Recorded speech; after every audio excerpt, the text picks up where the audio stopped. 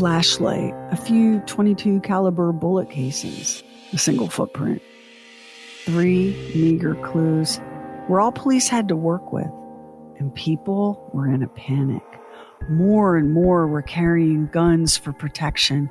As each day wore itself down and darkness crept closer, the fear and paranoia grew. The phantom, they knew, always struck near midnight.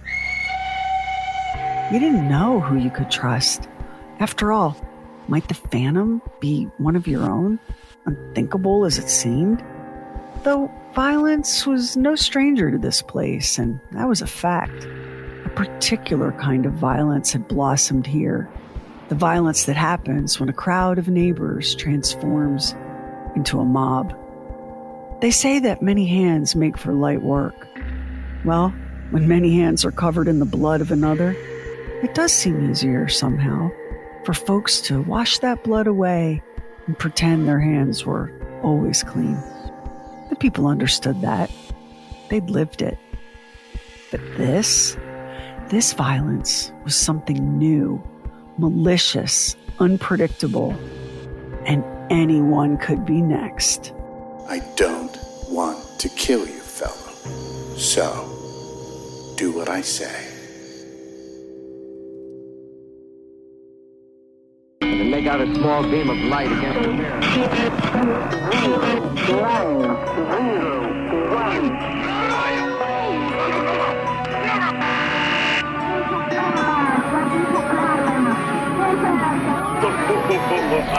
Truly weird stuff. Nobody should get away with murder, but it happens. According to the FBI's Uniform Crime Report, roughly 364,000 people got away with some flavor of murder between 1965 and 2023. That's a whole lot of killers walking free. Like maybe that man right there, Mr. Friendly, the one chatting folks up as they wait to board their flight. Or how about her? She looks like a sweet grandma straight out of Central Casting. But it's always the quiet ones you got to watch out for, isn't it? A coworker, a neighbor, that one cousin you haven't seen since high school. Wasn't there always something just a little bit off with that guy? Then again, it could be you or me. It could be any of us, because humans are such emotional creatures, so reactive, so impulsive. We love to say, "Oh, not me, I could never take a life," until it happens. And then you think, how will I live with myself? But somehow you do. You do live with yourself and with your secret. A secret like a soft, rotten bruise at your very core. Tender to the touch, but nothing you can't work around. Many Texarkana residents, afraid to stay at home, jammed downtown streets as 47 officers appeared no nearer to arrest of a phantom killer who strikes near midnight and is believed responsible for 5 murders committed here in the last 6 weeks. The city of Texarkana straddles 2 counties, one in Texas, the other in Arkansas. No one's 100% sure how it came to be.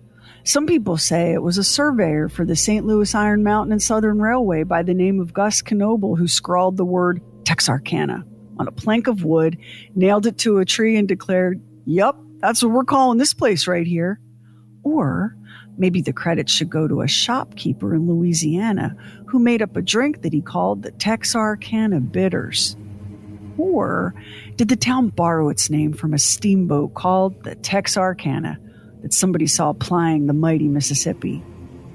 All we can say for sure is that Texarkana in the 1940s was a place caught between the glory days of the American Railroad and the dawn of automobile culture. Grand hotels lined the streets downtown, hotels with marble columns and glittering banquet halls.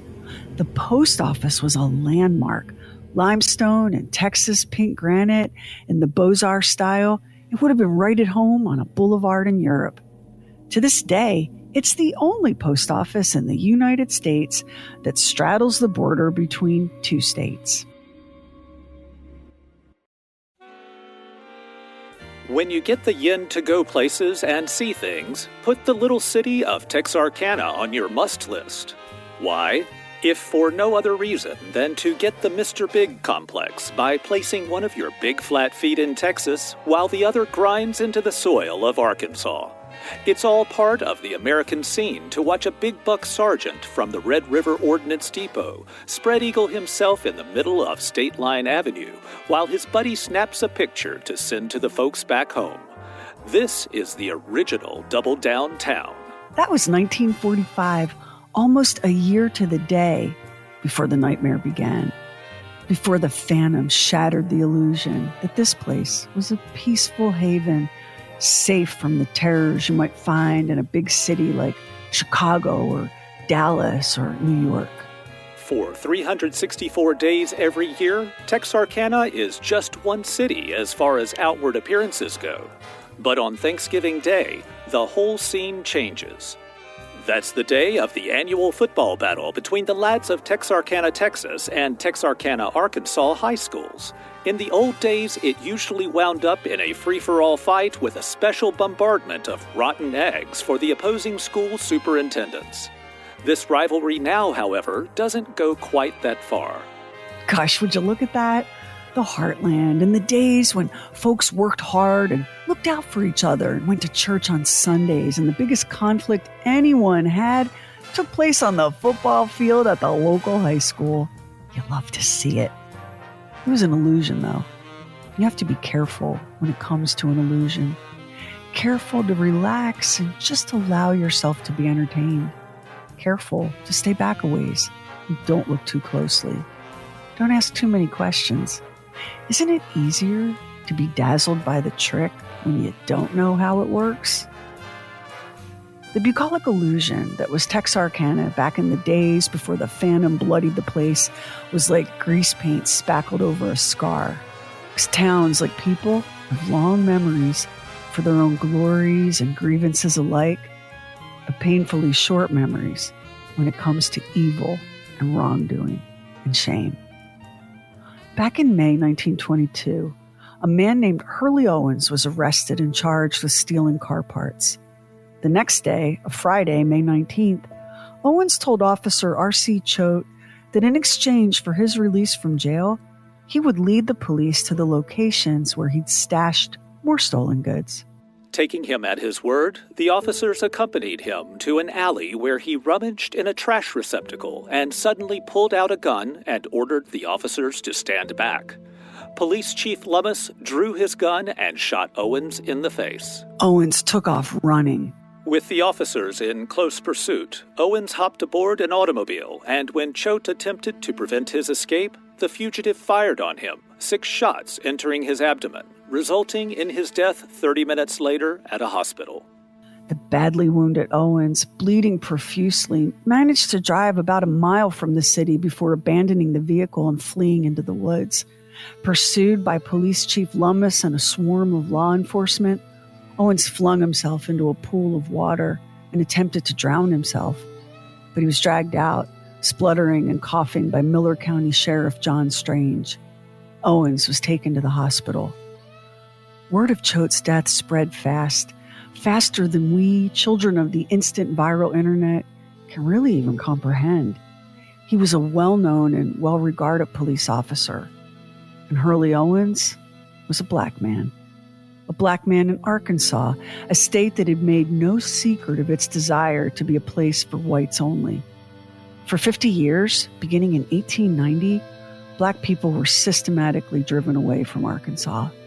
Unions with hiring practices that shut blacks out of available jobs, lynchings and mob violence in big towns and small hamlets. By the early 1920s, sundown signs were common throughout the Ozarks, signs that warned blacks to be gone before nightfall. By 1930, there were 3 counties in Arkansas that didn't have a single black resident. 8 more counties had fewer than 10 black people. And in case you're thinking, well, that's terrible, but it was a long time ago, and now people are better. And also, please stop saying things that make me feel any kind of negative way, because why can't we all just get along? Well, by 1970, which is Shamefully recent, there were more than 100 sundown towns in northwestern Arkansas. Just this year, a private whites-only community in Sharp County, Arkansas, called Return to the Land was announced. Only heterosexuals of European heritage welcome. The community's two founders are the kind of racist, homophobic, false Christian hypocrites that give me the giggles. One made money performing in pornographic videos, and the other was accused of murder and theft, but whatever, because they're white, am I right? Anyway, this is all to say that the last thing you wanted to be in Texarkana in 1922 was a black man who just killed a cop, which brings us back to Hurley Owens. People began gathering outside the hospital where Owens was being treated. Police had a struggle getting Owens out of the building and transported to jail. The agitated crowd followed, and by 8 p.m. that night, a mob estimated at roughly 1,000 people had gathered outside the jail. Police tried in vain to disperse that mob, and then to hold it back. It was no use. At 8:20 p.m., the heavy doors to the building were breached by an iron battering ram. Police fought the crowd, but the law was badly outnumbered. They dragged the Negro, semi-conscious from loss of blood, from his cot with a rope into the street, where death from strangulation soon resulted. The corpse was then dragged to an open space near the Union Depot, where a large quantity of kerosene was ignited. The body was thrown on the fire and in short time was burned to a crisp. Hey, the truth is, members of that mob kept the fire burning all night. At sunrise, only ashes and a few charred bones remained of Hurley Owens. Many people were spotted snatching bits of bone as souvenirs. And if you're thinking, well, he murdered a man, justice was done, what's your point? The rule of law is the point. Murderous mobs have no place in civilized society, even if they are enjoying a state-sanctioned comeback at the moment. 9 men were indicted for the lynching of Hurley Owens. A couple of farmers, a blacksmith, a private eye, a car salesman, a manager for a boarding house, a taxi driver, a chauffeur, and even the operator of an honest-to-God roadhouse. I want you to be nice until it's time to not be nice. It was unusual and unexpected for the perpetrators in a lynching to be arrested at all, much less indicted by a grand jury. Yet these 9 men appear to have never stood trial. In late 1922, attorneys for the defendants applied for and were granted a continuance till June 1923. There's no sign, no indication that the case ever went to trial. It just sort of evaporated, leaving all 9 men to return to their lives with zero consequence. It just got forgotten, the way these things do. The way the enraged face of the mob swiftly melts back into the familiar face of your neighbor. Good folks, living in a good place, doing their best. Nothing to see here. Which is why the people of Texarkana were so stunned to learn in the summer of 1946 that there was a monster in their midst. It didn't begin with murder. It was February 22, 1946, the time creeping close to midnight. 25-year-old Jimmy Hollis was parked on a lover's lane just outside Texarkana with his 19-year-old girlfriend, Mary Jean Larry. The couple had gone to see a movie, a double date with friends. After dropping the other couple off, there was still time before Mary Jean had to be home, so the two pulled into the secluded spot. A man walked up. He was wearing a white mask over his head with cutout places for his eyes and mouth. The masked stranger, standing by the driver's side window and shining a flashlight into Jimmy Hollis's eyes, ordered the couple out of the car. I don't want to kill you, fellow. So, do what I say. He told Jimmy that he didn't want to kill him and to do as he was told. He told Jimmy to take off his goddamn pants. Jimmy hurriedly struggled out of his trousers. The man hit him twice on the head. The noise was so loud, I thought Jimmy had been shot. I learned later that the sound was a skull cracking. The man ransacked Hollis's trouser pockets and, finding nothing, turned and struck Mary Jean a vicious blow, knocking her to the ground. I managed to get up. As I ran, I could hear Jimmy groaning. The man was beating and stomping him. Mary Jean, trying to run in high heels, was swiftly overtaken by the masked man, who struck her again and again, knocked her to the ground. What happened next to Mary Jean? It's hard to hear. The man brutally sexually assaulted her with the barrel of a gun. I begged him to kill me that night. I remember very little of what happened after that.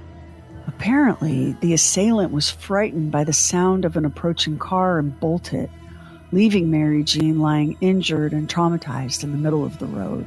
His voice always rings in my ears. I would recognize that voice anywhere. Neither Jimmy nor Mary Jean could identify their attacker. The mask, the flashlight in their eyes, Jimmy Hollis knocked out cold by a wicked blow to the head, Mary Jean suffering an unthinkable horror in the darkness. Jimmy thought he could have been a white man about age 30 with a tan. Mary Jean said no, she had glimpsed his skin beneath the mask and he was a black man. The pair could agree only on the fact that their assailant was tall, at least 6 feet. It was a shocking crime, the kind of thing people like to say doesn't happen wherever they live. Violent, perverse, and seemingly random. What the people of Texarkana didn't yet know was that this was only the beginning. Barely a month later, a passing motorist spotted a car parked on a lover's lane just south of Highway 67 in Bowie County. That's the Texas side of Texarkana. It was a Sunday morning, March 24th, 1946. Perhaps what caught the driver's attention was the car's blood-spattered running boards. A closer look revealed a patch of ground 20 feet from the car that was soaked in blood. The interior of the car was saturated in blood. And then there were the occupants of the vehicle. 29-year-old Richard Griffin was on his knees in the front seat, his pants pockets turned inside out, shot in the back of the head. His girlfriend, 17-year-old Polly Ann Moore, also shot in the back of the head, was crumpled face down on the back seat. Both victims were fully dressed. Based on the evidence at the scene, police theorized that the couple had been killed outside, then their bodies were placed in the car. There were no clues beyond a single .32 caliber cartridge casing found nearby. Neither victim had any known enemies or even petty disputes. Moore was a high school graduate who worked at the Red River Arsenal. Griffin had recently been discharged from his service in the Navy Seabees. People hadn't yet drawn a connection between the attack on Jimmy Hollis and Mary Jean Larry and the execution-style slaying of Richard Griffin and Polly Ann Moore. But that was about to change, because just 3 weeks later, on another Sunday morning, 2 more bodies were found. Texarkana, April 16th. This sorrowing yet angered city Tuesday buried its young sweetheart, 15-year-old Betty Jo Booker, and her 17-year-old companion, Paul Martin, as officers continued to hunt for a starting point in their effort to solve the murder. Betty Jo and Paul were both popular, well-liked kids who'd been friends since kindergarten.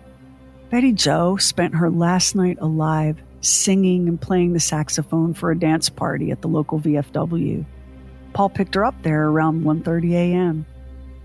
Just 5 hours later, Paul Martin's body was found lying against a hedge of honeysuckle on the edge of North Park Road in Texarkana. He'd been shot 4 times. In his right hand, possibly a defensive wound, through the nose, through the ribs from behind, and through the back of his neck. It took another 5 hours for searchers to find the body of Betty Jo Booker. She was lying fully dressed behind a tree, 2 miles from Martin. In a chilling detail, Booker's body was carefully posed, her right hand tucked casually into the pocket of her buttoned coat. She'd been shot twice, in the chest and in the face. As for Martin's car, it was nowhere near either body. It was parked just outside Spring Lake Park, 3 miles from where Betty Jo Booker lay dead in the grass, the keys still in the ignition. Cooperating in the hunt for the slayer are Texas and Arkansas State Police, City Police of both Texarkana, Texas and Texarkana, Arkansas, and county officers of both divisions of the city. Texarkana residents put up a reward totaling $700. A similar reward is offered in the Griffin Moore case. $700 then is a bit over $12,000 today. So, real money. And yet, again, no suspects. The only thing law enforcement had to work with was their theory as to the weapon, a .32 caliber Colt, and evidence that Betty Jo Booker had been sexually assaulted. Psychologists weighed in. The killer was clearly a sexual sadist, stalking unsuspecting couples parked on lovers' lanes. The general belief is that he is a sex fiend with a lust for blood, and he is an excellent shot. And then, the phantom killer struck again. Only this time, the victims weren't in a car parked on a dark, lonesome lover's lane. They were at home that Friday night. Virgil Starks, age 37, and his wife Katie, age 36, were in their farmhouse and home in Arkansas, just off Highway 67, right about 11 miles northeast of Texarkana. It was sometime before 9 p.m. when it happened. Virgil was seated in his armchair reading a newspaper. Katie was dressed in her nightgown, sitting on the bed in the couple's room. I heard a noise in the backyard. I asked Virgil to turn the radio down a bit. The next thing I heard sounded like the breaking of glass. I thought he had dropped something, so I got up and... Katie went into the living room, just in time to see her husband stand, then collapse back into his chair. Virgil had been shot twice in the back of the head through a closed window. I saw the blood. I ran over to him and then... Katie raced to the phone to call police. One of those old crank telephones. With shaking hands, she cranked, waiting for the operator. One rang, then two, then... Katie dropped to the floor, shot twice in the face, the bullets coming from the same window. She was down, but somehow got back on her feet and staggered into another room in search of a pistol. But she couldn't see through her own blood gushing and blinding her. She was spitting out pieces of her own broken teeth as she went. And now she could hear noise at the back of the house. Terrified, Katie tore at the front doorknob and flung herself barefoot and bleeding into the night. Her sister and brother-in-law lived directly across the road. Katie crossed the highway and railroad tracks, a distance of more than 150 yards. Her sister's house was dark. No one was home. Katie staggered another 50 yards to a neighbor's porch, screaming, "Virgil's dead! Help me! Help me!" That neighbor, Mr. A.V. Prater, took one look at Katie Starks, then grabbed his own rifle and stepped into the night, firing the gun into the air. This brought another neighbor running, Elmer Taylor. Katie tried to explain what happened, but she fainted. She was quickly bundled into Taylor's car and driven to the hospital, where she was admitted in critical condition and sent immediately to surgery. Police swarmed the Starks' residence and found Virgil dead in his favorite armchair. A trail of bloody footprints indicated that the killer had entered the home as Katie fled. The killer had walked right past Katie's purse, which contained cash, but was left untouched. He dipped his hands in the blood pooling on the floor at Virgil's feet and smeared it. Officers found the two .22 caliber bullets that had killed Virgil Starks and a 2-cell all-metal flashlight with each end painted red. Now the law finally had something to work with. The Texarkana Gazette ran a picture of the flashlight, which was a limited edition model, and very few had been sold in the area. Miller County Sheriff W.E. Davis sent the flashlight to the FBI in Washington, D.C., in hopes that the feds might be able to find a fingerprint. Texarkana people are jittery, plain frightened, and with reason. Within a period of 6 weeks, 5 people have been murdered in cold blood and a 6th seriously wounded, escaping death by a seeming miracle. The question in the minds of most of the citizens is, when, where, and how soon will another tragedy shock the community? And who will be the victim or victims, since 2 deaths seem to be the design of the killer? The murders were all that anyone in Texarkana could talk about. Business suffered. Movie theater managers reported at least a 20% drop in ticket sales. Folks were still buying tickets for the 7 p.m. show, but the 9 p.m. show was a movie playing to an empty theater. Liquor stores imposed a voluntary curfew. No booze would be sold after 9:30 p.m. Downtown, porch lights stayed on until sunrise. Outside town, lights blazed all night long at area farms. Streets were all but deserted by 11 p.m. Police had to remind residents that it was illegal to carry a firearm, even under these terrible circumstances. So few did. But having a gun nearby to hand at home seemed like every man in Texarkana did. By now it was all over town that the 4 bullets fired into the Starks' home had left only 2 holes in the window glass. 4 bullets, 2 holes. Whoever the Phantom was, his aim was deadly. And Sheriff Davis was working hard to find a pattern in the killer's madness. Well, we're going on the possibility that this guy may be a sex maniac. All of the 6 victims were shot in the head. In each of the double shootings, a man and a woman were the targets. In at least 2 of the cases, the man was shot first. It wasn't much to go on, but it wasn't nothing. The man who fired those shots, he was calculating.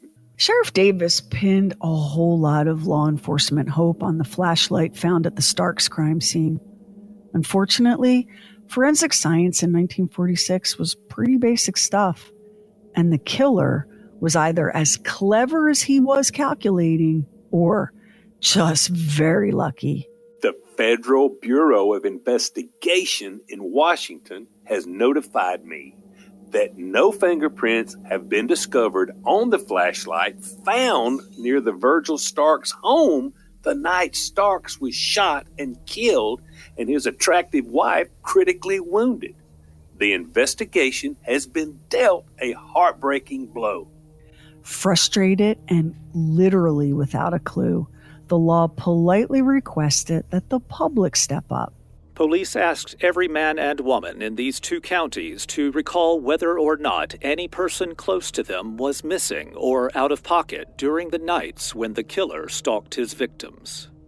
5 murders between March and May were attributed to the Phantom, though police also investigated the death of a man named Earl Cliff McSpadden, whose body was found lying on railroad tracks 15 miles north of Texarkana.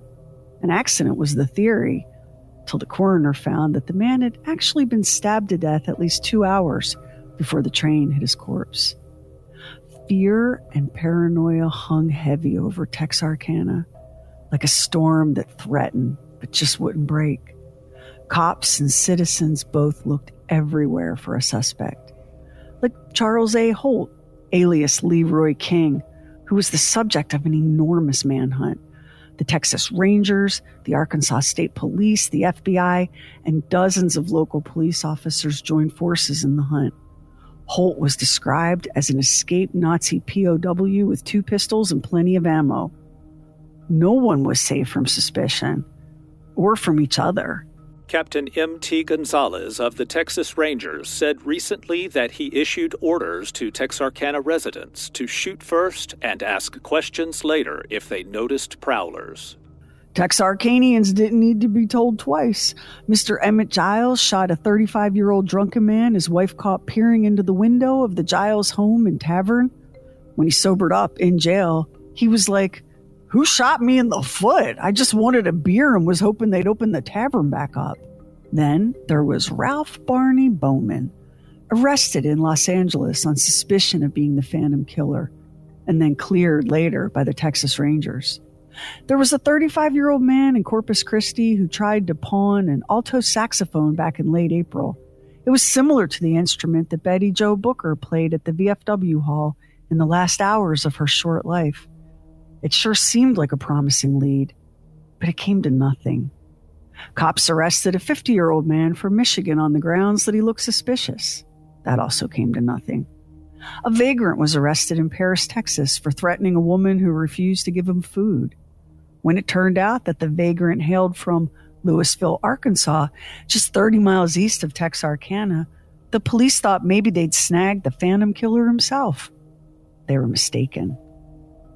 Texas Ranger Gonzalez told a reporter from Kansas City that they were getting bombarded with suspects from all over the United States. He had reams, he said, of teletypes from just about everywhere. I've been a Texas Ranger for 26 years. Never in all that time have I ever been involved in such a difficult case. So many murders, so few clues. We have questioned more than 1,000 persons in this investigation, including 200 sex perverts. We tried to narrow the field of suspects, but all we know now is that the murderer is a man, not a woman. We don't know if he was white, black, tall or short, fat or slim. We do believe that he is a muscular man, a fellow with good, strong grip. Also, it is known that he is a dead shot with a pistol and an expert with a rifle. Ranger Gonzalez, who went by the nickname the Lone Wolf, admitted that the law had a couple of possible clues they were withholding from the public, but there's not much to go on. I can tell you that the Rangers will stay on this case until we kill or apprehend the Phantom. By December 1946, the manhunt for the Phantom had entered its 9th month. They were calling it the most extensive manhunt in the history of the Southwest. Over the course of that long investigation, rookie Arkansas State Trooper Max Tackett spotted an intriguing pattern. On the night of each attack, a car was reported stolen in Texarkana and then later found abandoned. It sure seemed like more than a coincidence, which is how a career criminal named U.L. Swinney became a person of interest in the unsolved murders. U.L. Swinney was 29 years old at the time the Phantom Killer was stalking Texarkana. Swinney was a pastor's kid raised in rural Cleveland County, Arkansas. He wasn't the first Baptist preacher's kid to break bad. That's kind of a proud American tradition at this point. But Swinney was one of those people who just wouldn't play it straight. He was a thief. Was he also a killer? On June 28th, 1946, one of those stolen cars was spotted in a parking lot in Texarkana. Police decided to watch the vehicle, see if anyone would claim it. Sure enough, that afternoon, a young woman exited a nearby store, headed for the car, and got in. Police swarmed the vehicle, arresting the woman. Her name was Peggy Swinney. The car, she said, belonged to her husband, UL, who was out of town. State Trooper Tillman Johnson got busy tracking UL and learned that he'd recently tried to sell a stolen car in Atlanta, Texas. The law waited and watched and then arrested UL Swinney a few weeks later as he stepped off the bus at the Arkansas Motor Coach bus station on Front Street in Texarkana. At first glance, the case against UL Swinney looked weak and circumstantial at best.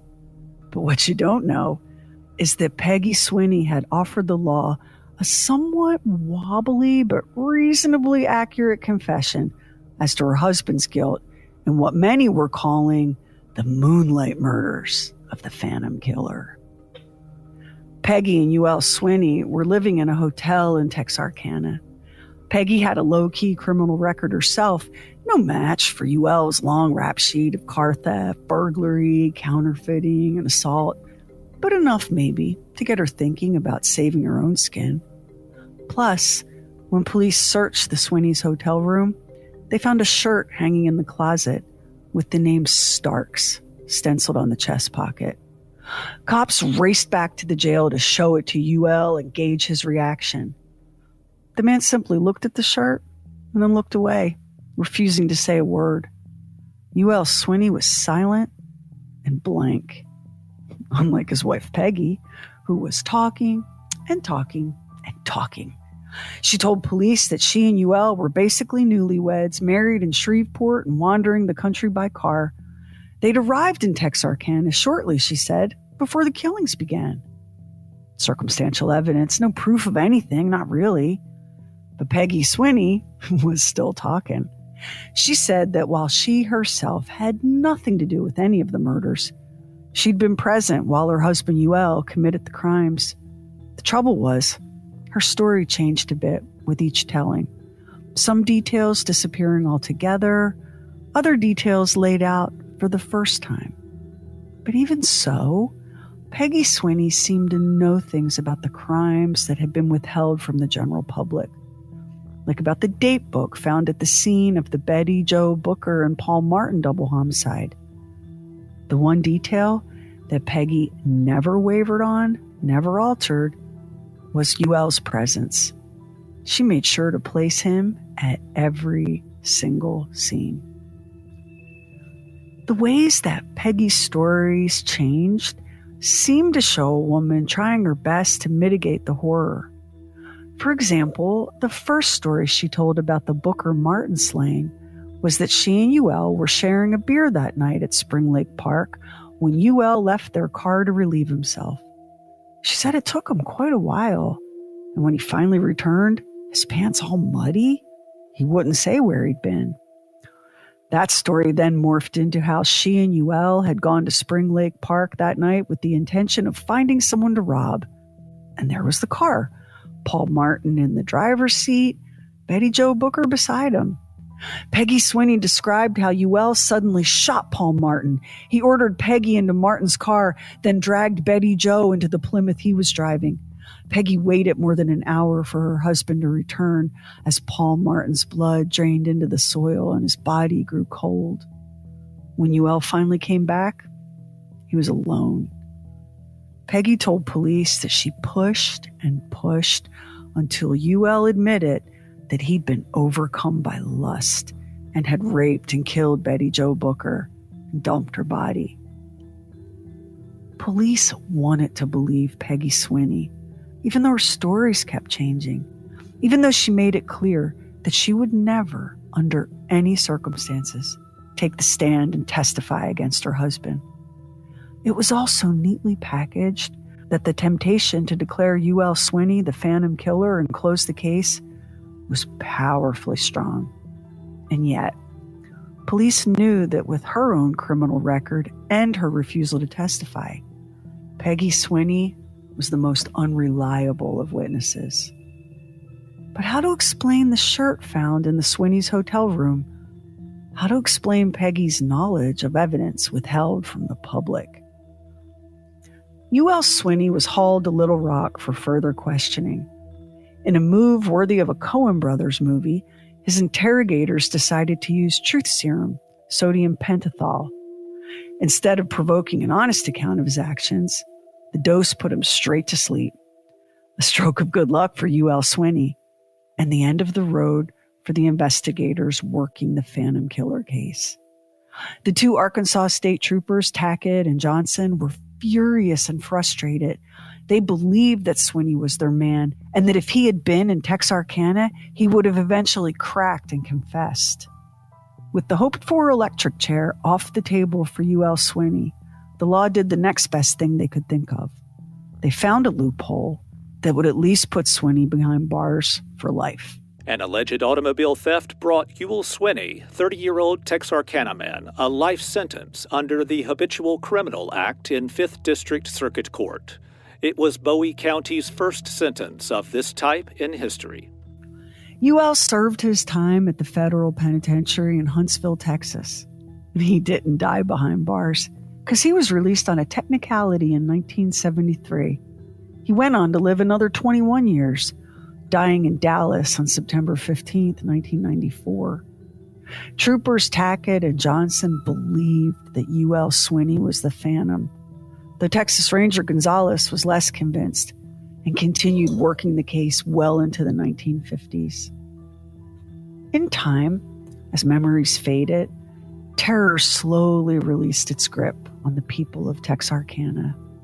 But for the families of the victims, life would never could never return to normal. The Phantom's first victims may have survived the ordeal, but they were forever changed.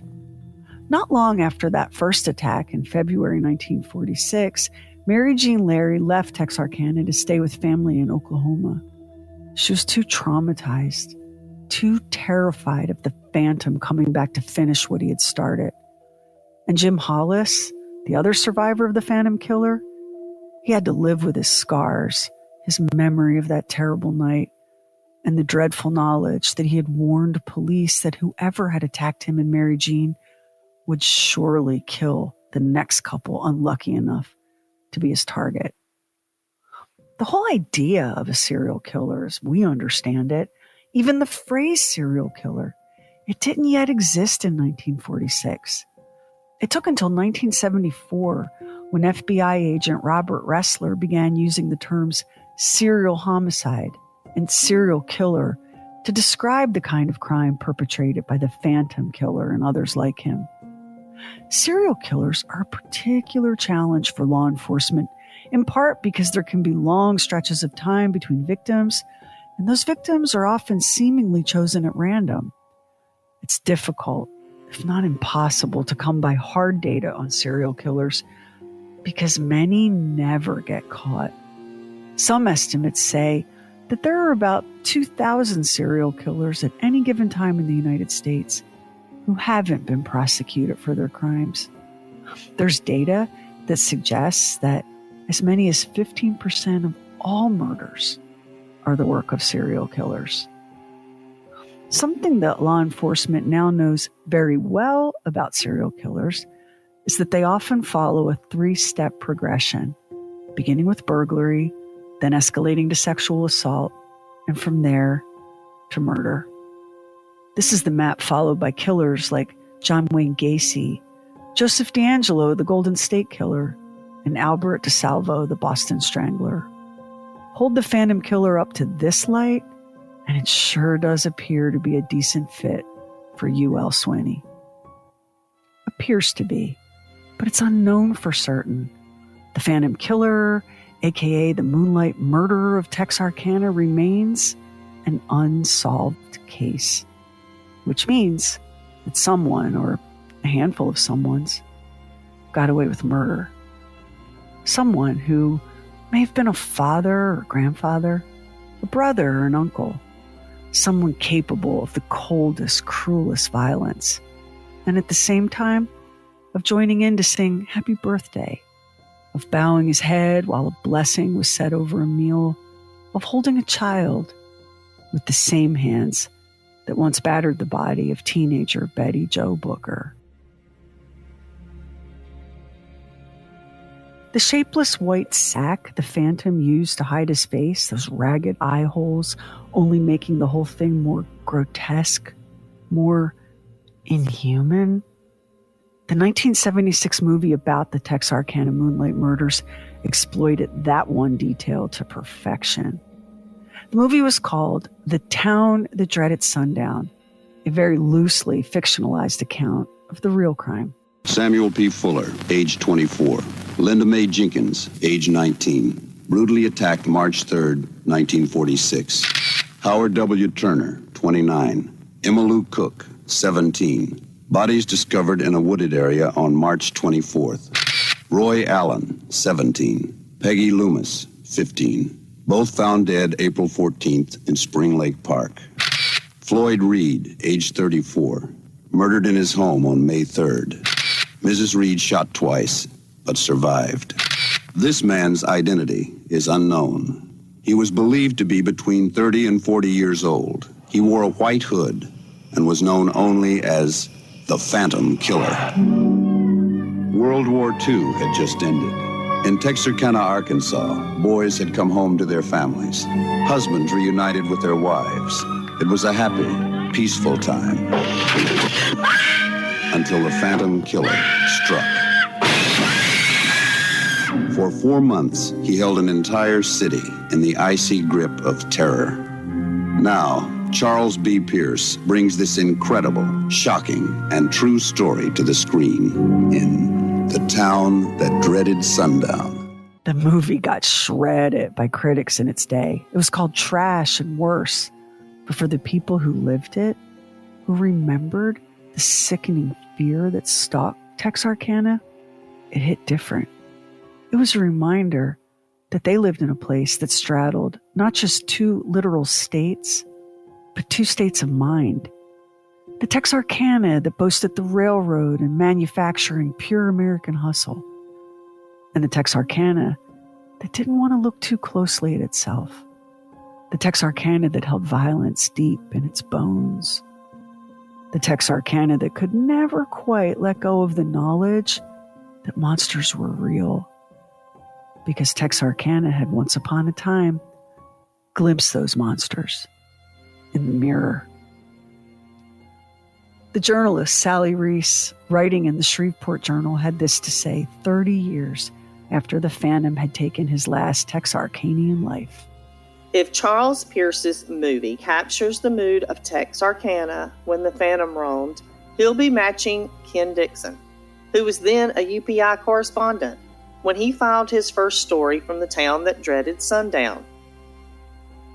I checked into a hotel called Grimm, and the first newspaper man I met was a man named Graves. Texarkana. It was just that kind of place.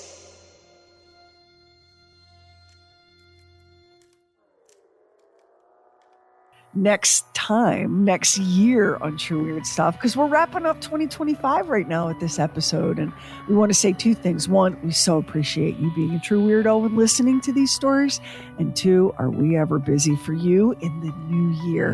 Have you ever wondered about America's pygmy graveyards? Wait, what's that? You're unaware that they found pygmy graveyards in Tennessee and Ohio and other places? What's that all about? How about a woman who was sent to prison for life and didn't belong there? Is that Bridger we hear yapping? Yes, 2026 will look a lot. My dog likes to join in. 2026 is going to be a lot like 2025. And you've heard of maybe the radium girls, the watch painters who were poisoned by radium because they were dipping the paintbrushes into their mouth. Do you know after that case, you would think, right, that would be the end of people putting radium in their mouths? Oh, no, it wasn't. And nobody ever seems to go to jail in this country for doing terrible things.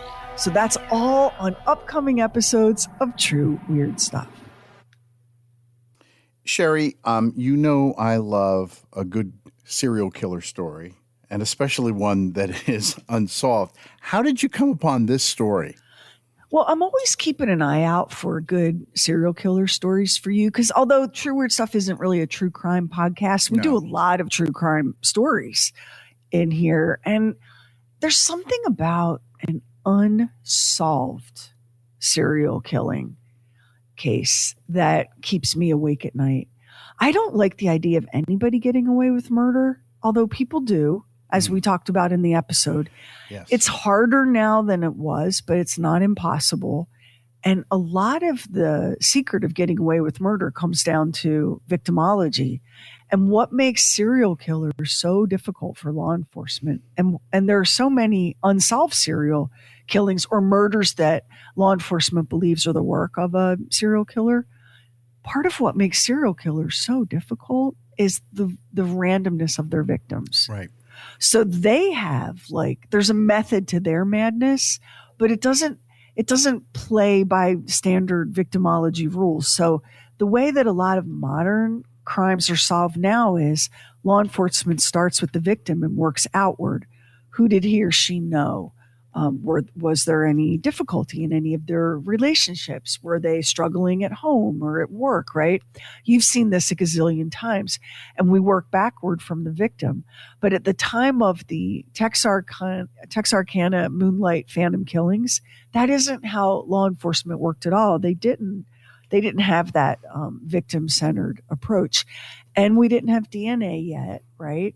We did have fingerprints, but even, the way that evidence would be acquired and protected, chain of custody, preserved, all of that. It was pretty primitive. Not only that, they didn't share information with each other like they have.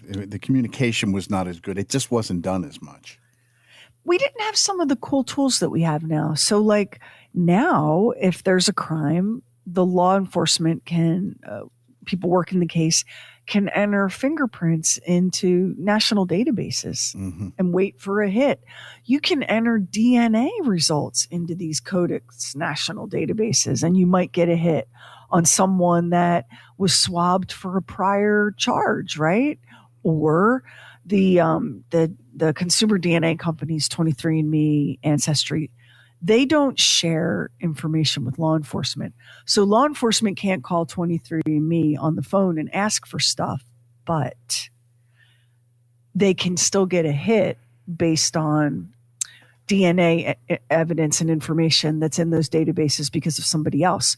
So for example, you're a murderer and you're getting away with it and things are pretty good, but you got a cousin that just is working on family genealogy on 23andMe, and you get one of these genetic genealogists working on the case, and you can have all these linkages. Look at how many cold cases have been solved this way. Golden State Killer. Yeah, right? which leads me to a question. We have to take a break, but it leads me to a question that I want to ask about that very issue in relation to this case. At one of these killings, was there not like a flashlight or something left? There was something that was left behind. So now I'm wondering, a lot of times with these cold cases, they save the evidence. Did they not save the evidence? And if they did, could they not try to see if there's DNA somehow on this flashlight? The chances of that material existing in a cardboard box somewhere are pretty good. The problem is, where and under what conditions has it been stored? Because I'll remind you that in one of the many episodes we did on the CIA and their shenanigans, they found in a warehouse in Lake Maryland, they found random boxes that were just filled with expense reports, Big Mac wrappers, partially declassified information. It was just chaos because before computerized digital filing and storage, you were at the mercy of people who could put something in a box and correctly alphabetize it, label it, and put it in a place where it's not going to get eaten by bugs or rats, moisture, water. I mean, these killings happened in the 1940s, in the mid-1940s. So we're looking at almost 90 years. What are the odds that evidence rolling around in a cardboard box in a non-climate controlled environment, what are the odds that that's going to be intact, even if you could find it? But I asked that because that's the question we would ask today, because we've had so many of these cold cases that have been solved. The other thing, and I think you mentioned this in there was a rule. There was sort of a rule of thumb at one time, because this whole idea of serial killers and the term, it was Robert Reisler who came up with it from the FBI. Yeah. If you watched Mindhunter, those characters are loosely, and I mean loosely, based on the characters who were around at the FBI in the 1970s. He's the one that came up with this term, serial killer. But the rule of thumb always was that whoever the serial killer is, they will continue killing until they are caught in prison for another crime or die. And then we found out that's not true. Not at all. I mean, the Golden State Killer had long stopped killing when he was found. I mean, they knew that it was the person with the same DNA, and that person had done the thing where he had he'd go in and ransack homes.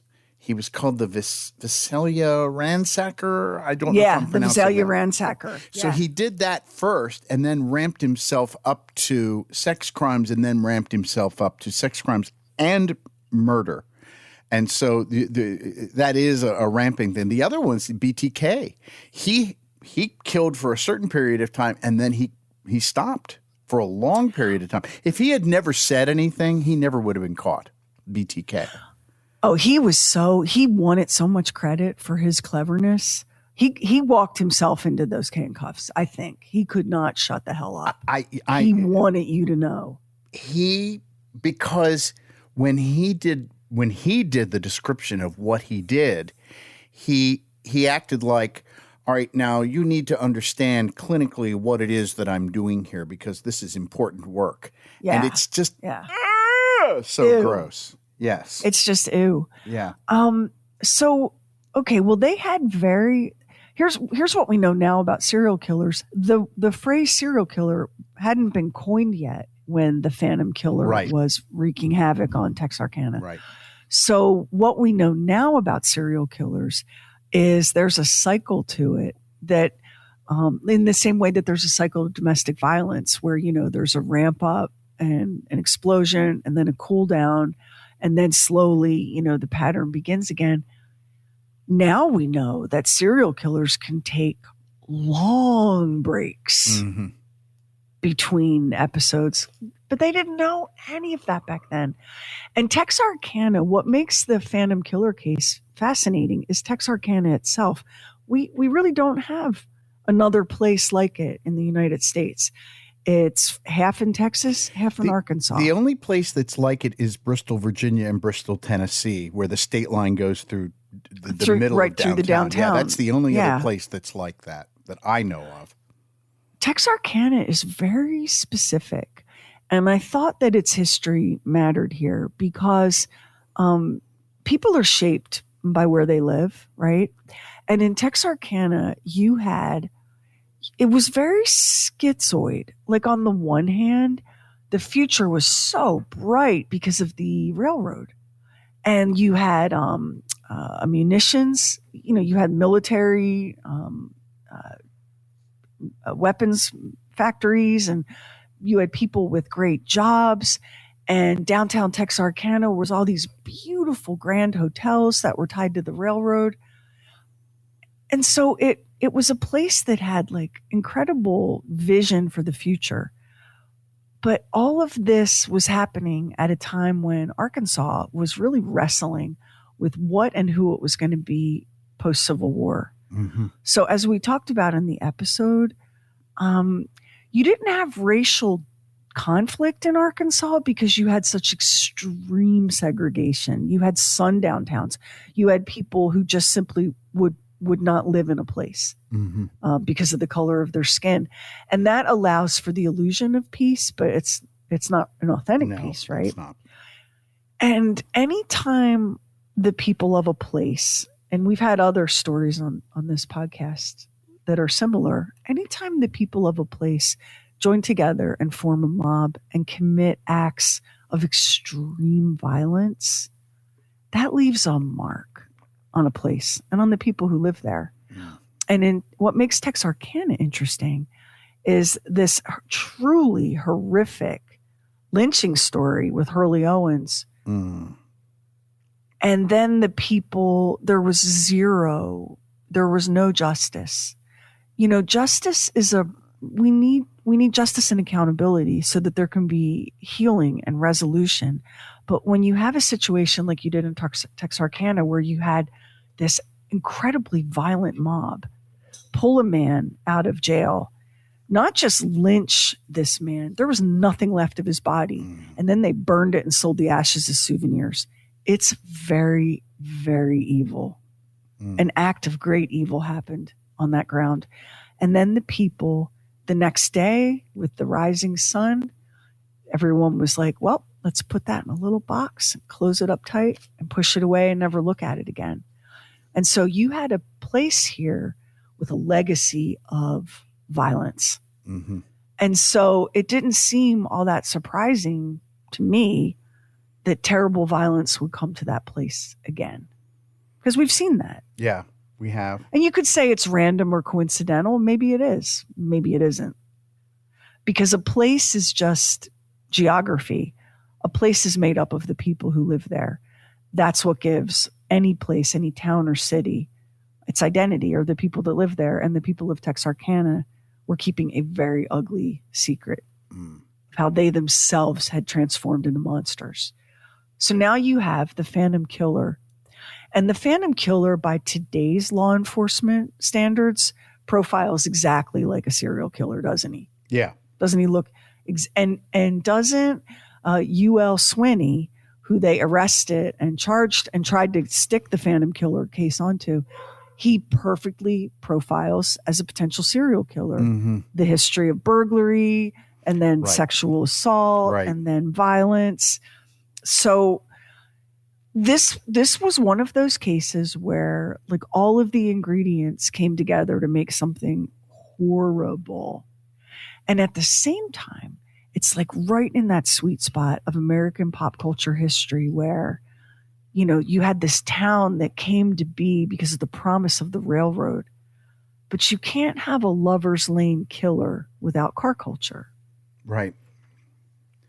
So you had all of these things converging in Texarkana, this city that lived half in one reality and half in the other.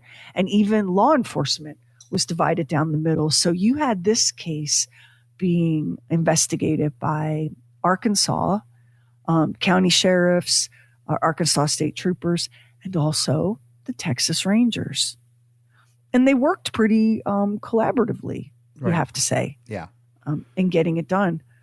But how much was the fact that you had such divided jurisdiction, that you had one set of laws here and another set of laws right across the street, and no ability for surveillance, right? No video surveillance. We can't track license plates on cars any other way but manually and on the phone. And you can see how it would be so easy to botch this investigation. So two things about that flashlight. It was a kind of a novelty flashlight, and not that many have been sold. Like, you know how sometimes, you know, it's the Duracell limited edition 100-year anniversary flashlight or whatever. It was a product like that. So it was unusual, and they couldn't trace it. Well, of course you can't, because you can't go to stores and go pull the video and let me see who bought flashlights, right? They didn't have any of that. Or credit card receipts, because everybody did everything in cash. Yeah, they didn't. Their hands were tied. And then, of course, you know, to the great disappointment of the sheriff, the FBI was like, nothing, no prints. Because whoever the Phantom Killer was, he was pretty savvy. Which, you know, again, goes to, let's look at U.L. Swinney, career criminal. Right. Sure, he's a dirtbag, but he's a career criminal. He's picked up some skill, right? Yeah. Which is kind of like with that Golden State Killer, you know, the burglary and some of the other crimes that were going on. And so it's not too far of a stretch to think that Swinney might have been the one that, you know, ramped up into that. Well, and especially when you consider, so like the Texas Rangers, Gonzalez never thought it was UL Swinney. They were happy to put him behind bars for life just because they thought he was a dirtbag and a career criminal. Might as well get him if we can, since we can't get him for the Phantom killing, those murders. But look at the trajectory of the Phantom Killer. His first two victims were badly hurt, but they lived. Mm-hmm. So now we've got like in today's law enforcement universe, you'd be looking at, this could be a serial killer, and we're catching this individual at the beginning of their killing career. Right. He's figuring it out. So the plan was much more different and much more violent. The next attack with, oh my God, those teenagers. Mm-hmm. Betty Jo Booker. Mm. And then here comes the next instance where he's able to get the husband, but Mrs. Starks, who was a rock star of pure survivalism. Yeah. I want you to understand, she was so badly wounded from those gunshots. She ran half the length of a football field only to have no one home at her sister's house, and then had to run to a neighbor, bleeding, in shock, terrified, knowing her husband was dead. How about a round of applause for Mrs. Starks? You know, you were talking about the fact that the first ones are hurt. I guess at some point along the line, if you are the killer, you say, well, I probably don't want to leave any witnesses because I don't want to get caught. And I think that, it's a shame. When I listened to you in going through the narration on this story, I thought this is something I'd like to know more about, because there was a little thing in the back of my head is let's try to figure it out. But whoever the killer was might not be anybody that we talked about at all in this story, too. It's totally possible that U.L. Swinney was just, he just looked good for the case. Now, there were a couple of things. His wife, Peggy Swinney, did know some things that had not been released to the general public, because even as long ago as mid-1940s, cops knew to withhold information. She knew things that had not been released, which is very compelling for U.L. Swinney. Mm-hmm. But she would not testify against him. And you can't compel it. You can't compel a spouse. Because like you, I'm not feeling like U.L. Swinney's the guy. And yet, I think you can make such a compelling argument for him as the killer. Yeah. I wonder, of course, in 1946, some of this stuff was happening, that you had soldiers coming back from World War II, and I'm wondering whether there might be any kind of military connection to whoever this guy is.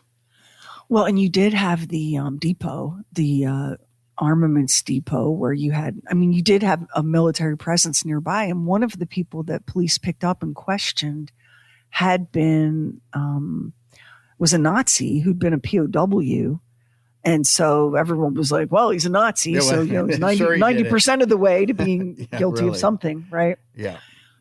And yet they couldn't, even in the absence of DNA and fingerprints, there was still enough basic police work on the ground to know whether or not, if a person had an alibi that checked out, then what are you going to do? Right? Right. If you can't put if this person at the scene, then you can't. And you had a lot of really high level law enforcement working on this. But look at the way that the case caught its only real break. So you've got the Texas Rangers, you've got multiple county sheriff's offices, and the Arkansas State Patrol working this case. And it was a couple of rookie Arkansas State troopers who went, wait a minute, isn't it weird how right before each of these incidents, a car was stolen and then found abandoned? Mm. That is the kind of like basic, entry level police work. We're so used to crimes being solved by these really high tech ways, forensic accounting, and we found ancient DNA and we made a match to a cousin or whatever. But here you've got a couple of rookie state troopers who are just doing like grunt work. Who were able to find the pattern, because that's what you're always looking for that. Yeah. And that's how they got to U.L. Swinney, who did go to prison, got out later on a technicality, and got to live to a ripe old age, whether or not he was guilty of murder. And he did not die behind bars. And as we know, they can stop killing. That is possible. And they do. Yeah, that they do that. So I don't know. It's troubling to me that this case went unsolved. And I think a lot of people, again, in Texarkana, where people had gotten kind of good at just setting it aside. Let's forget about it. Let's not focus on ugly things. Let's go forward. People made mistakes. We're all going to be better. The people of Texarkana were good at that. And I think that with the arrest and then the conviction of U.L. Swinney, there were no more killings in Texarkana. So they assumed that was it. They assumed that was it. Now, there were other murders that they suspected could be the work of the Phantom Killer. Remember, we covered the man whose body was found on the train tracks, and then the coroner discovered that he'd been murdered and his body had been dumped on the train to make it look like an accident. Right. Because that wasn't a Lover's Lane killing, they kind of went, that could be our guy, but it's probably not our guy. And so you could say, Max, you have to have a theory of the case, and you have to be able to exclude things that don't fit that theory. But did they get too married to their theory too soon? That's something any detective will tell you that is always a problem, because once you get the tunnel vision with that, then you start missing some really important clues that might lead to someone else. This person didn't seem to have that need that the Zodiac killer, the BTK killer had, and even the Golden State killer to a different extent didn't have that need of look at me, I want you to be impressed with me. This person just did the killings. And there didn't seem to be like a ton of, like, a lot of what we associate with modern serial killing cases, ritual, souvenirs, that sort of thing. The Phantom Killer seemed a little more chaotic. The first victims who lived badly injured and so traumatized that they were never okay again. What did he learn from that? Because there did seem to be an odd ritualistic quality to the way the second set of victims, the way that their bodies were posed. Betty Jo was in the car on the back seat. There seemed to be an arrangement of clothing. So yeah, I'm not really sure. This was somebody who was organized about what they were doing, I think. This was somebody who planned, who stalked, and did all of those things. Because there's disorganized and organized people that are serial killers. This person seemed to have some organization about it, and probably, we don't know because it was never solved, but I would imagine a certain extensive amount of stalking that went involved with this as well. That's the other part of it. And I think the reason that maybe Texas Ranger Gonzalez didn't like UL Swinney as the Phantom Killer is because he didn't think that Swinney had it together enough to be. He felt like Swinney acted on impulse. Like all of Swinney's crimes were impulsive. And these don't seem to be impulsive. This just seems to have a certain methodical characteristic to it. Which is, you look at UL. If you profile UL, like you're on Mindhunters, or a person who just watches Dateline, right? If you look at UL, you go, the guy is trouble. Yeah. And he's clearly a bad guy. But is he this guy? Listen, the one thing that always happens when you have cases like this, they start turning up all of these people and you start going, man, there's a lot of rotten eggs around here. There's a lot of really bad guys around here. It could really be any of these people. I don't know with the thing with his wife. She may have known things. I don't know. I never was sold on that. I don't know why, but my sense on this was they never whoever did this was never somebody that they had their eye on. That's just my feeling with it. My thought about Peggy Swinney was she definitely knew things that she shouldn't have known. She definitely did. And I don't know that you get that at a guess. Like, that piece of information about Betty Jo Booker's, little date book, little calendar book, that was awfully specific. And it's not like every teenage girl carries one everywhere she goes. So that was weird all by itself. But I got the feeling with Peggy that Peggy was in over her head in every way. And that she was scared of her own husband. And with good reason. Well, because if you think about the story that Peggy told about the night that Betty, Jo, and Paul were killed, she's just doing what she's told. And it is clear to her that her husband has done something violent and unspeakable. And she's terrified. And you always have the possibility that there's more than one person involved with this. I don't mean that somebody's working in tandem, that there were two different people committing the crimes as well. Yeah, he may have committed that crime but didn't do the other crimes. This for sure looks to us like a modern serial killer. But, we're bringing that to it.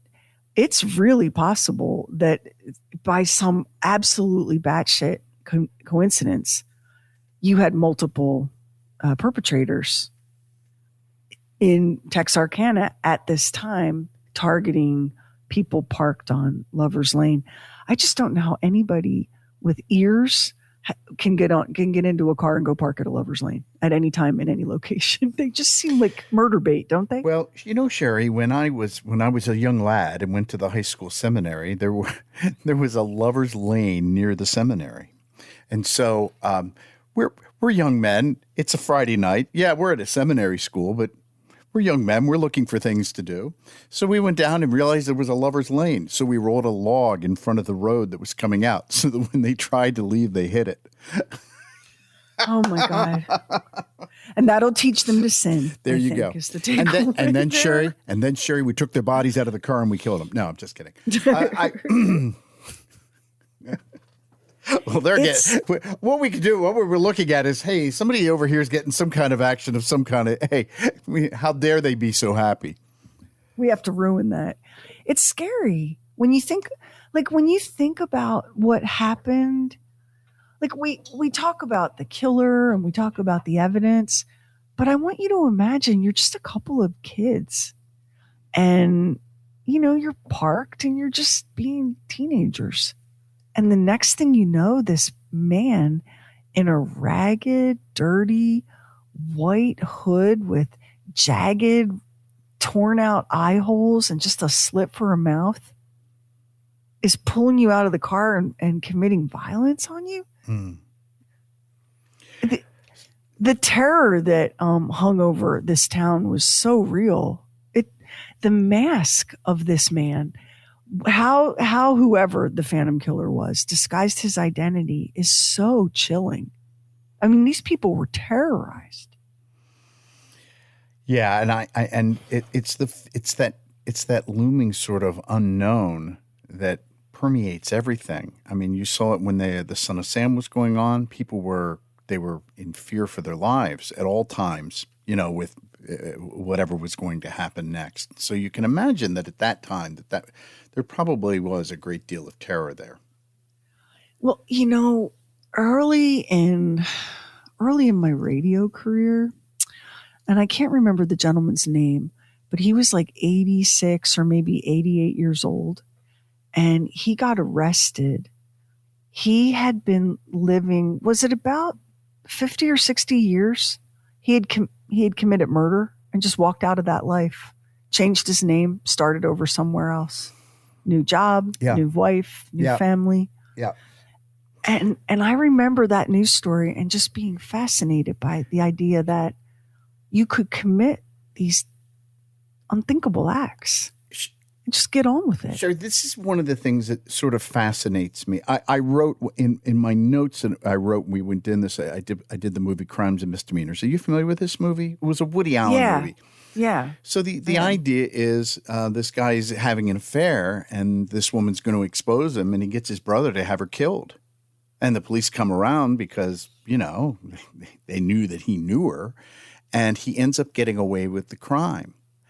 And one of the things that you realize out of that, and I think there's a certain truth to this, and there are people who walk among us who are able to do these monstrous things and then go on like ordinary. How many times have we been able to find cold cases of people who, while maybe not serial killers, committed like rape and murder and then went on and lived with their lives, and then years later this unsolved crime and their DNA, and it's unmistakable. They are the ones who committed this crime, and it is shocking. And I think that's one of the things I think it's chilling because it makes you realize that we are brushing up against people on a daily basis who have the capacity for doing this sort of thing and then moving on with their lives as if nothing had happened. That's the thing that I just fixate on. Like, how do you compartmentalize that? And this is not, so there are different kinds of murder, and even like the databases that track like cold cases and unsolved crimes and all. There are people who have a red hot moment of insanity where they are so in the grip that they're capable of anything that they would never do any other way. Mm-hmm. That's not a serial killer. That's a whole different kind of crime. So the idea that let's go with law enforcement's theory that the Phantom Killer was one individual committing these multiple acts.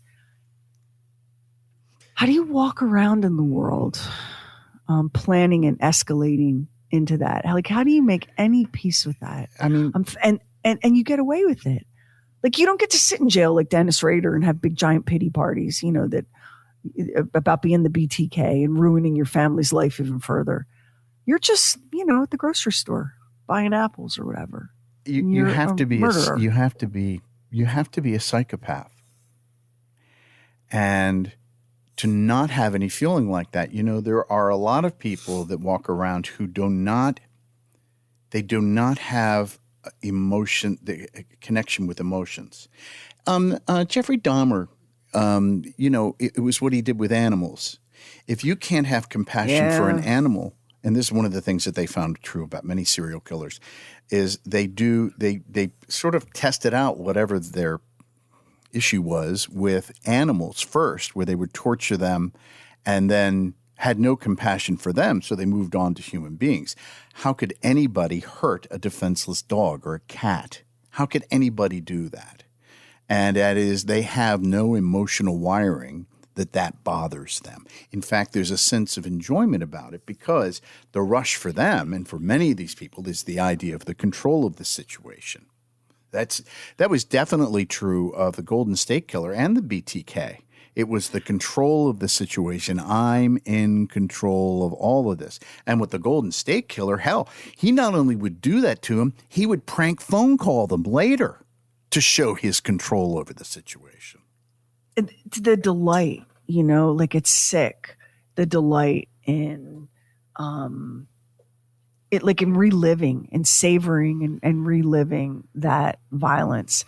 And that the other thing that we know about serial killers is they generally do take a memento. And so all I can think about is that shirt that was stenciled Starks hanging in that motel room. That would qualify. Yeah, it would. As a memento. Yeah, that would. Mm-hmm. And UL Swinney was not a sophisticated criminal. He wasn't a man who had much control over his own impulses or moods. And these were some sloppy crimes, which again makes you go, all right, UL looks good for it. But I defer to the Texas Ranger who spent the rest of his life going, yeah, I don't think so. And I have to say that a Texas Ranger, even in 1946, I think he probably knows more than I do about these kinds of things. And so I'm deferring, yeah. Because they didn't have the kinds of ways of gathering evidence that we have today, they had to go with whatever they thought human nature and their own hunches based on past experience. So I would say you would trust that. You don't want to become so narrow-minded, tunnel vision with it. But at the same time, that's all they had to go on a lot of times. Everything ends up and I'll say this as we wrap up this episode, when I think about everything that happened in Texarkana, places have memories just like people do, and the scales have to be balanced. Texarkana was a place of violence, and those scales got balanced in the 1940s. And whether the people choose to remember, what their parents and grandparents did doesn't change the fact that all that came home to roost. And when I think about some of the individual characters in this story, I'm so struck by what Mrs. Starks went through that night. Oh my God. I want you to imagine, it's a Friday night. Her husband's listening to the radio and reading in the next room. She's in the bedroom. She's just put her nightgown on. She's sitting on the bed, and suddenly she hears pop, pop, and the sound of breaking glass. And what? She walks out, And there's her husband. He stands and collapses and drops dead right in front of her. Mm. And now she hears the back doorknob jiggling. And you have to understand, like, in that moment, she had to process and make decisions. When you're putting your jammies on Friday night and your husband's reading the paper, you're not expecting gunfire to come through the living room window. Fair, right? Yes. And then you walk into the living room and there's your husband, and he just died in front of you, and someone's trying to get into your house. She had no time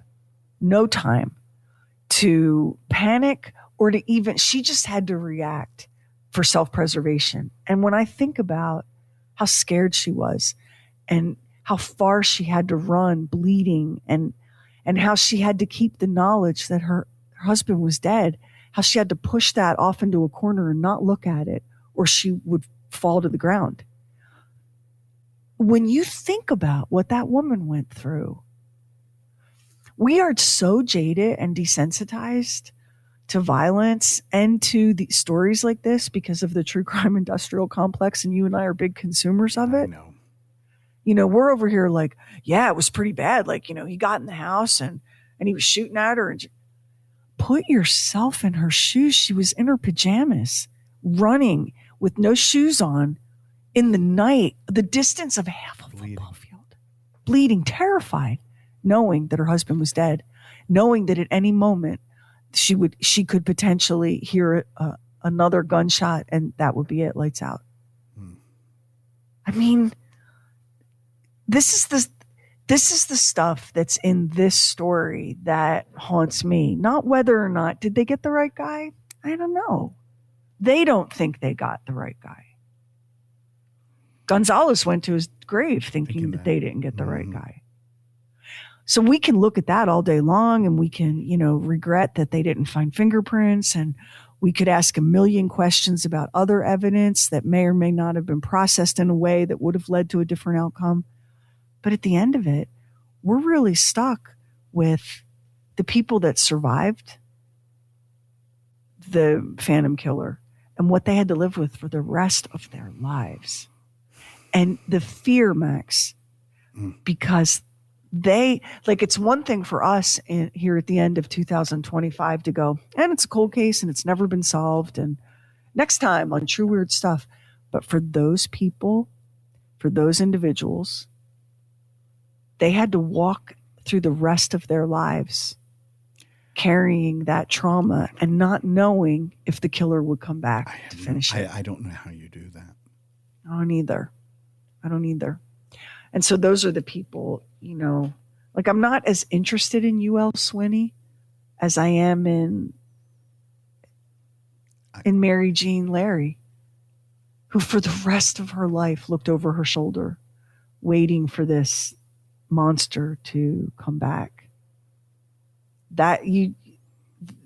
When we talk about a cold case and an unsolved serial killing case, back in the day, you're talking about people that carried it with them and went on to do the best they could. They get married, maybe they have children, but this trauma, then it echoes down through their family. The fear that they have, the fear of the dark, the fear of being alone in the room, the fear of being alone at night in a car, all of these things go on to shape how they live the rest of their lives and how they raise their kids and how their kids go on.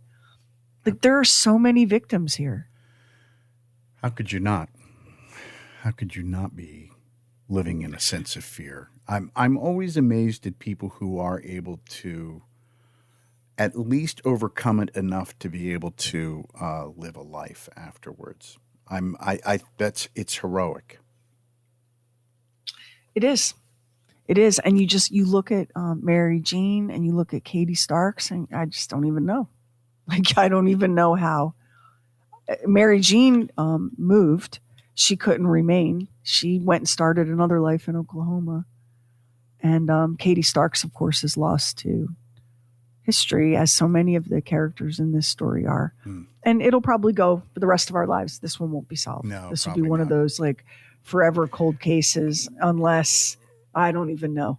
We find like a deathbed confession sealed behind some drywall. Right. Without any kind of evidence that's going to bring it forth, or somebody, uncovering some kind of a confession or something somewhere. This was just one of those great American, like back in the day, true crime stories. You've got a Texas Ranger who they call the Lone Wolf. You have a teenage victim who plays the sax and sings for old veterans, and her name is Betty Jo. Like, the only suspect is named UL. Is this not just a movie? It really is. Well, it became a movie, not a good movie, apparently. I've never seen that. But I would love to see somebody take this on and do a really definitive movie about this.